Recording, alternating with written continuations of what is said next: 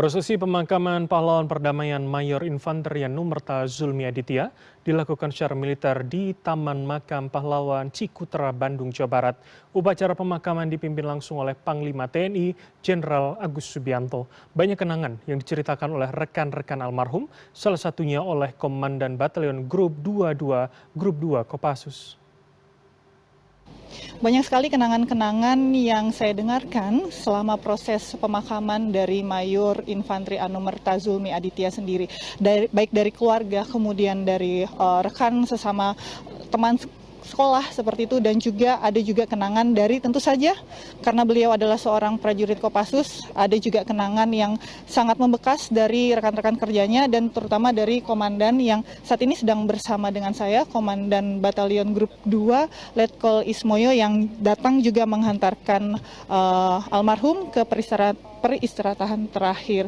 Sebelumnya kami mengucapkan duka cita terhadap gugurnya prajurit terbaik yang dimiliki bangsa Indonesia sebagai pahlawan perdamaian, Pak Letkol. Nah, ada yang bisa dibagi tentang kenangan tentang almarhum? Karena tadi saya mendengar banyak sekali cerita baik selama beliau menempuh pendidikan menengah atas. Selama menjadi prajurit Kopassus, ada cerita yang bisa dibagi ke kami tidak, Pak? Sangat banyak cerita yang mungkin bisa diteladani dari pengalaman hidup almarhum, terutama selama bergabung di Komando Pasukan Khusus. Almarhum ini merupakan salah satu perwira terbaik Kopassus saat ini. Karena almarhum ini banyak memberikan contoh-contoh teladan seorang perwira, baik itu di basis maupun di daerah operasi. Dan banyak perintah ataupun tugas yang diberikan oleh pimpinan dijawab dengan tuntas dan keberhasilan. Itu menjadi kenangan yang sangat kita merasakan sangat kehilangan terhadap kepergian almarhum.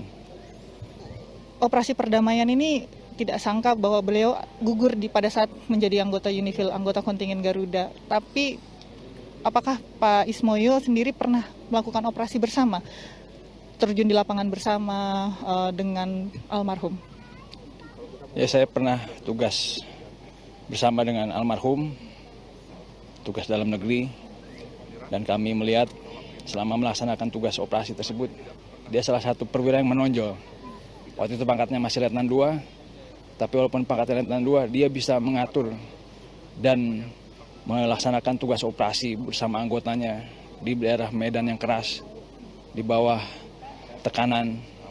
Semua dia dapat lalui dengan baik dan berhasil. Itu waktu di Papua ya? Betul. Papua justru medannya jauh lebih berat sekali ya? Sangat jauh lebih berat daripada mungkin di Libanon saat ini. Tetapi itulah rahasia Tuhan.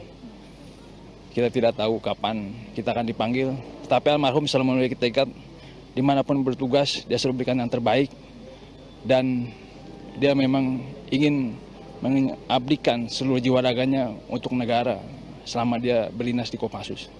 Ini kan sebenarnya almarhum harusnya sudah kembali ya bulan April, tapi kemudian ada penambahan 1 bulan ya.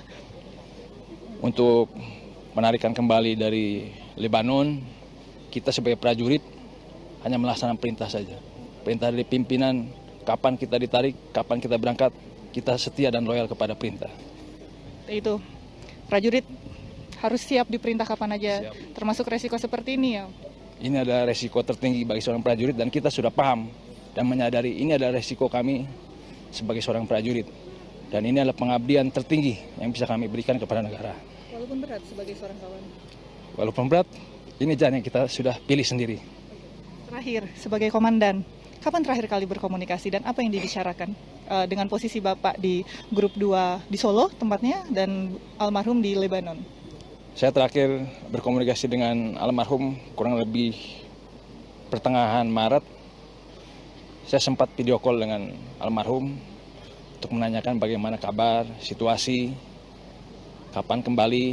Kemudian saya titip pesan, laksanakan tugas dengan maksimal, tetap perhatikan patroli keamanan, dan selalu perhatikan anggota yang kalian bawa, dan fokus terhadap tugas pokok yang diberikan oleh pimpinan.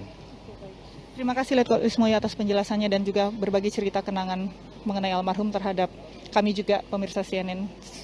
Sekali lagi turut berduka cita dan semoga ini juga bisa menjadi penyemangat lagi atau cerita penambah semangat lagi buat prajurit Kopassus. Terima kasih. Semoga menjadi teladan bagi generasi muda dan kami semua atas dedikasi dan pengabdian yang telah almarhum berikan kepada negara. Dan beliau syahid, amin, insya Allah. Nah, percakapan saya salah satu kenangan, ya walaupun sebagai prajurit itu adalah resiko tertinggi yang siap diterima, tapi banyak sekali kenangan-kenangan yang juga harus dikenang dan juga keluarga juga saat ini sedang berduka. Jadi sebagai kru yang bertugas di lapangan di Bandung, terutama kami juga turut mengucapkan bela sungkawa bagi keluarga yang ditinggalkan, bagi satuan yang juga ditinggalkan, dan juga semoga ini bisa jadi pelajaran.